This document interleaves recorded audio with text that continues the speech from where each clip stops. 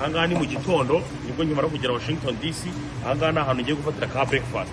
Banze bari kwanza akavuye kose kahana. Naka breakfast gusa.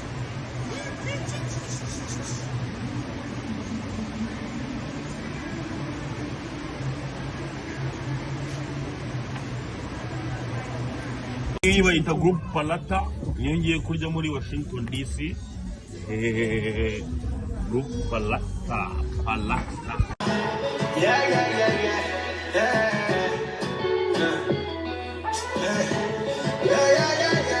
Yes. Abantu benshi cyane bakomezaga kumbaza ngo Jesco izo wa mipango ese nyuma ya Rwanda Day hazaba after party izaba ihari, hazaba hari aba DJ bakomeye cyane. Nanjye nibereye aho ngaho niritama ryanye n'uyu mudigi ndimo ndasetsa abakire gake. Umuntu uzabura muri after party rwose uzaba utari umusirimu.